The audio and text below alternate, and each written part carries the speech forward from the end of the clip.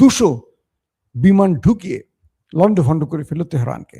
মারা গেল supreme leader সহ টপ 40 জন কমান্ডার। ইরান শুরু করলো ধোলাই।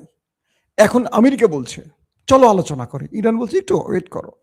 আবার বলছে ওমানকে তুমি বুঝাও, লাগলে আমরা একটা আলাদা চ্যানেল তৈরি করি, ব্যাক চ্যানেলে আমরা কথা বলবো। মার্ক রুবিও যাবে, বা কুশনার যাবে, বা অমুক পিট হেক্সেট যাবে, বা অমুক আমার চিফ অফ স্টাফ যাবে। আর ইরানের কে আসবে? আব্বাস আরাকচি আসবে, নাকি সিকিউরিটি ইনচার্জ আলী লারেজানি আসবে? আসুক, আমরা আলোচনা করতে চাই। ইরান বলল না, সময় শেষ আলোচনার। এখন আমি যে শর্ত দেবো সেটা তোমাকে মানতে হবে, কারণ আমি এখন 5 গোল দিয়ে এগিয়ে আছি, তুমি এখন 0 গোলে পিছিয়ে আছো।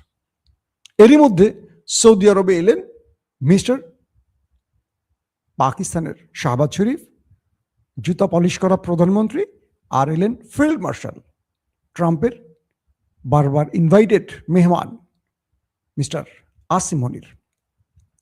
সৌদি আরব তাদের সঙ্গে বসলেন, কথা বললেন আমাদের উপর যেভাবে হামলা হচ্ছে পাকিস্তান কোনো ভূমিকা রাখো, হয় যুদ্ধ বন্ধ ভূমিকা রাখো, নতুবা তোমার বাহিনী নিয়ে পারমাণবিক নিয়ে আসো, এসে আমাদেরকে ট্র্যাকেল করো, বাঁচাও।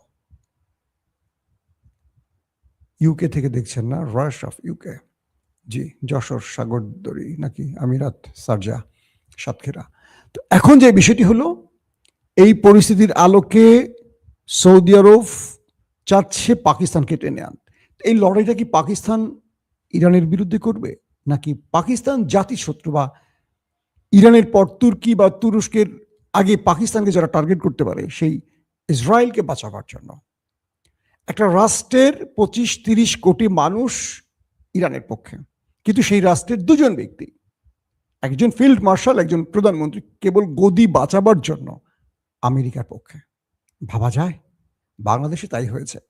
বাংলাদেশের যে টেলিভিশনগুলো দেখেন, প্রত্যেকটা টেলিভিশনের প্রধান সিও মিও যারা আছে তারা হয় বাম ঘরানার, যারা চাকরি করে সাংবাদিক, ম্যাক্সিমাম একটু আমাদের মতোই।